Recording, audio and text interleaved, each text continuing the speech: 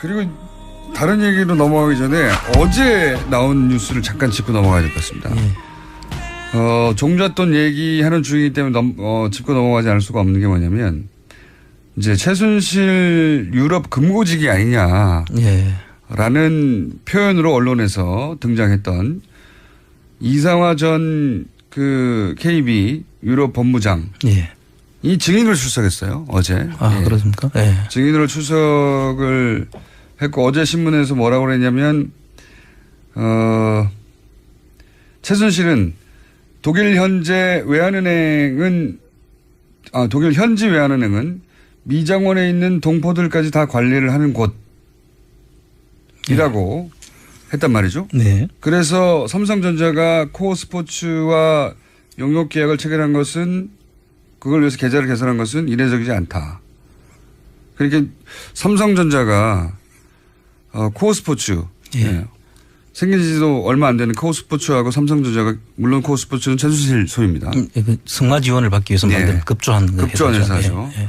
계약을 체결하기 위해서 계좌를 개설했는데 이게 이례적이지 않다라고 주장을 한 거죠.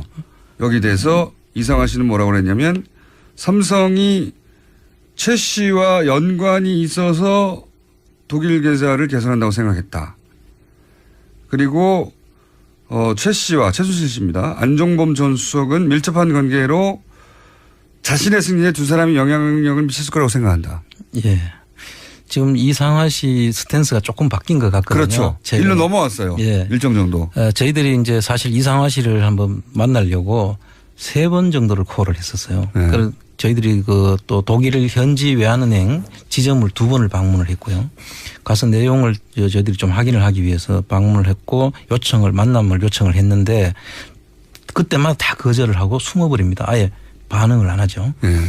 그래서 이제 저희들도 계속 추적을 하고 있었는데 지금 이분의 경우에는 안종범 씨한테 박근혜 씨가 당시에 안종범 수석한테 전화번호까지 직접 친필로 적어주면서 연락을 하라고 했다는 그 당사자 아닙니까? 그러니까 최순실 씨가 뭐간데 수석 전화번호를 적어줍니까? 그렇죠. 예. 그리고 이분의 저걸 보면 지금 현재 나타난 것은 강원 평창에 있는 땅 정유라와 최순실의 땅으로 돼 있는 그 땅을 담보로 해서 스탠바이 LC를 발행을 해가지고 독일에서 돈을 잘 쓸 수 있도록 도와줬죠. 그래서 20대 대학생한테 무역회사한테 주는 그때는 대학생도 됐는지 19살 고등학생인가 그 정도였는데 그 스탠바이 LC라는 게 담보 LC 아니겠습니까?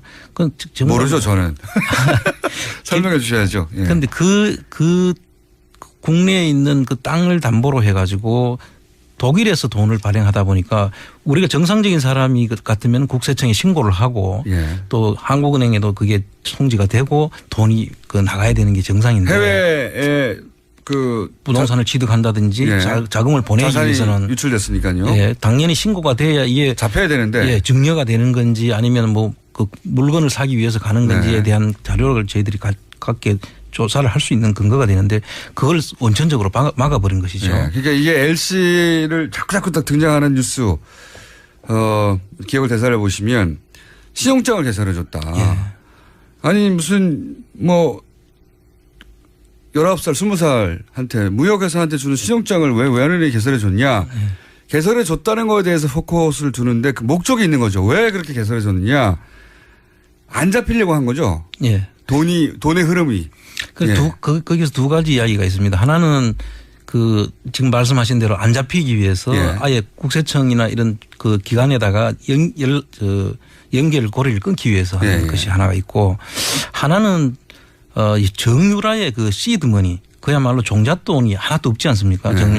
그런데 어쨌든 외환은행으로부터 담보 물건을 잡히고 돈을 5억 정도를 마련해서 독일에 내에 이제 부동산을 처음 산 거 아니겠습니까? 그래서 그런 거 보면 재벌들이 종잣돈을 처음에 얼마 줄 때까지는 증여세도 내고 이 케이스도 증여세를 냅니다. 5억에 대해서 증여세를 내고 그 돈을 가지고 그때부터 내가 이걸 바탕으로 해서 재산을 불렸다. 증식해서 이렇게 이제 근거를 만들기 위해서 했다는 그런 지금 정황도 지금 둘 다 알 수 있겠네요. 그렇습니다. 이게 뭐냐면 돈을 우리나라에서 가져가서 외국으로 나갔으면 다 기록이 남는데 지금은 한국에서 담보를 잡아놓고 외국에서 대출을 받은 것처럼 해버렸어요. 그렇습니다. 그러니까 대출을 받았으니까 한국에 안 잡힐 거 아닙니까? 그렇죠. 독일에서 대출 받았으니까. 그러니까 기록에 남지 않는 거예요. 그게 첫 번째고. 예. 예. 나중에 정유라 재산이 불었어요. 예. 뭐 언제 너 돈도 없었는데 어떻게 그 돈이 불었니? 아니야, 내 옛날에 돈 5억을 이렇게 빌려 가지고 내가 돈을 이렇게 부른 나중에 거야. 정유라 재산이 막 조 단위가 됐어요. 예. 뭐 20년 후 그럴 수 있지 않습니까? 이제 물려줘야 되니까. 그럴 때 그 종잣돈 여기 있습니다라고 말하기 위해서 그때 그렇게 시작했을 것이다. 그렇게 지금 보는 시각도 있습니다. 아, 그렇군요. 이게 대단히 전문가가 붙어서 그렇습니다. 설계해 예. 준 겁니다. 그렇죠? 재벌들도 그렇게 재산을 증식해서 상속세를 나중에 이제 이야기할 때 어떻게 받지 않고 어떻게 당신이 벌었어 하면 네. 우리 아버지한테 내가 얼마를 받았었고 지금 뭐 우리 삼성 케이스죠. 삼성 케이스. 그런 게 있지 예. 않습니까? 60억 받아서 뭐 내 세금 뭐 16억인가 냈어. 세금 16억 낸 다음에 지금 한 8조인가 뭐 지금 예. 재산이 그렇게 된다는 거 아닙니까? 그럼 그 증식된 근거가 여기 있는 거야라고 할 수 있죠. 이것도 비슷한 케이스라고. 그 기법을 썼다 여기다. 훌륭한 기법이네요. 들키지만 않았으면 그렇게 쭉 갔겠죠. 그렇죠. 예. 그런데 그런 일을 외환은행이 해줬다는 거예요. 말이 안 되는 건데 아니 왜 대출 받아서 한국에서 돈을 가져가지 않고 한국에서 담보를 잡혀놓고 독일에서 대출을 해줬어. 아무것도 없는 이 나이 어린 친구에게 당연히 물을 수 있는데 그 일을 해준 외환은행의 당시 본부장에게 물은 겁니다.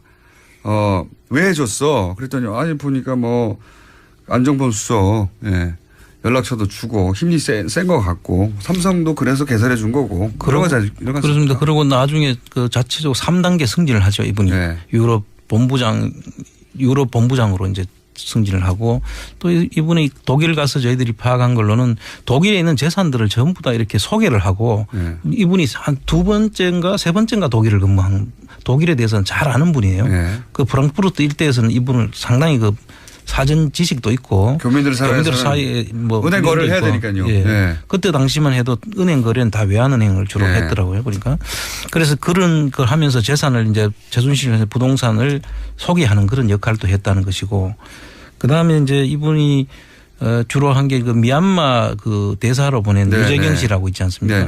그분이 이제 그 학교 선후배관이라서 그 추천을 했고 그분이 감사하다는 그 문자까지 보냈다는 걸로 나타나요. 독일 인맥. 그렇습니다. 그런데 이제 어제 나와서 이분이 최순실 씨가 부인했던 영향을 미친 게 아니다. 삼성이 코스포츠하고 계약한 게 이상한 게 아니다라고 한 것에 대해서 최순실과 관련이 있으니까 삼성하고 관련이 있는 것으로 있다고 지금 이야기를 하는 걸로 봐서는 스탠스가 전에 입장하고 지금 완전히 바뀐 거죠. 그러면 그리고 또 안정범 수석이나 최순실 씨가 자신의 승진에 영향을 미쳤을 거다. 뭐 이런 이야기를 금고지기라고 하는 분이 이렇게 얘기를 시작했으니 이분하고 만나실 필요가 있지 않을까요? 지금은 만날지 모르겠는데 아마 제 생각에는 알려진 것 외에도 그 편의를 제공한 그런 것이 더 있을 것이다. 저희들은 그렇게 추정을 해봅니다. 알겠습니다. 요 이야기는 이제 어제 나온 이야기인데 저희가 뭡니까 브리핑에서 짚지 않고 여기서 따로 짚었습니다. 전문가와 함께. 유경재단 관련해서는 여기가 끝입니까? 유경재단 관련해서는 뭐 다양한 게 있지만 폭력 사태나 살인 사건은 여기서 다룰 일이 아닌 것 같고요. 그거 제가 한 3시간 할 수 있거든요.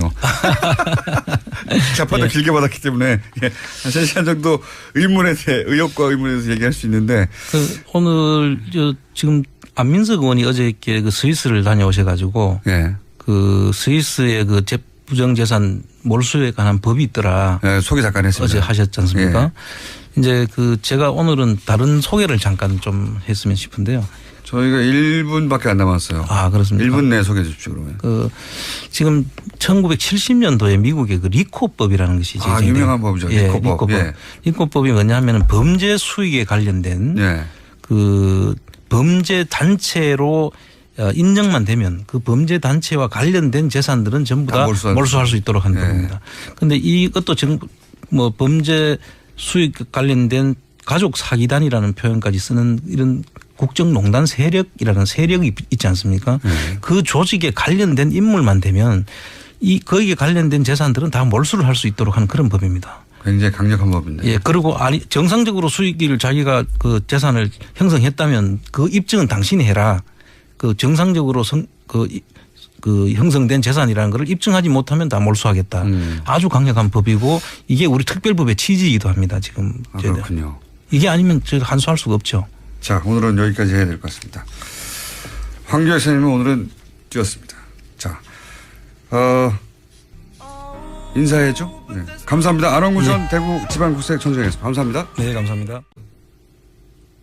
이라고 했단 말이죠. 네. 그래서 삼성전자가 코어 스포츠와 용역 계약을 체결한 것은 그걸 위해서 계좌를 개설한 것은 이례적이지 않다.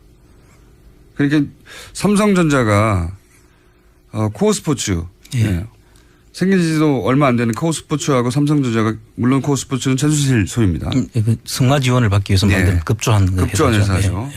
계약을 체결하기 위해서 계좌를 개설했는데 이게 이례적이지 않다라고 주장을 한 거죠. 여기 대해서 이상화 씨는 뭐라고 그랬냐면 삼성이 최 씨와 연관이 있어서 독일 계좌를 개설한다고 생각했다.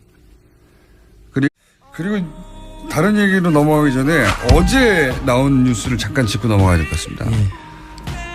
종잣돈 얘기하는 중이기 때문에 짚고 넘어가지 않을 수가 없는 게 뭐냐면 이제 최순실 유럽 금고지기 아니냐. 라는 표현으로 언론에서 등장했던 이상화 전 그 KB 유럽 본부장. 이 증인으로 출석했어요. 어제. 그렇습니까? 증인으로 출석을 했고 어제 신문에서 뭐라고 그랬냐면 최순실은 독일 현지 외환은행은 미장원에 있는 동포들까지 다 관리를 하는 곳.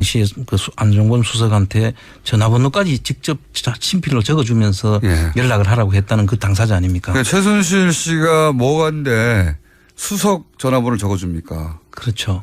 그리고 이분의 저걸 보면 지금 현재 나타난 것은 강원 그 평창에 있는 땅, 그 정유라와 최순실의 땅으로 돼 있는 그 땅을 담보로 해서 스탠바이 LC를 발행을 해가지고 독일에서 돈을 잘 쓸 수 있도록 도와줬죠. 그래서 20대 대학생한테 무역회사한테 주는 그때는 대학생도 됐는지 19살인가 뭐 고등학생인가 그 정도였는데 그 스탠바이 LC라는 게 담보 LC 아니겠습니까? 모르죠 저는. 설명해 주셔야죠. 그런데 그 국내에 있는 그 땅을 담보로 해가지고 독일에서 돈을 발행하다 보니까 우리가 정상적인 사람이 같으면 국세청에 신고를 하고 또 한국은행에도 그게 송지가 되고 돈이 나가야 되는 게 정상인데 해외에 부동산을 취득한다든지 자금을 보내기 위해서는 유출됐으니까요. 당연히 신고가 돼야 이게 잡혀야 되는데 증여가 되는 건지 아니면 뭐 그 물건을 사기 위해서 가는 건지에 대한 자료를 저희들이 갖게 조사를 할 수 있는 근거가 되는데 그걸 원천적으로 막아버린 것이죠. 그러니까 이게 LC를 자꾸 딱 등장하는 뉴스. 그리고 최 씨와 최순실 씨입니다. 안종범 전 수석은 밀접한 관계로 자신의 승리에 두 사람이 영향력을 미쳤을 거라고 생각한다. 지금 이상화 씨 스탠스가 조금 바뀐 것 같거든요. 그렇죠. 일로 넘어왔어요. 일정 정도. 저희들이 이제 사실 이상화 씨를 한번 만나려고 3번 정도를 콜을 했었어요. 그래서 저희들이 또 독일 현지 외환은행 지점을 2번을 방문을 했고요. 가서 내용을 저희들이 좀 확인을 하기 위해서 방문을 했고 만남을 요청을 했는데 그때마다 다 거절을 하고 숨어버립니다. 아예 반응을 안 하죠. 그래서 이제 저희들도 계속 추적을 하고 있었는데 지금 이분의 경우에는 안종범 씨한테 박근혜 씨가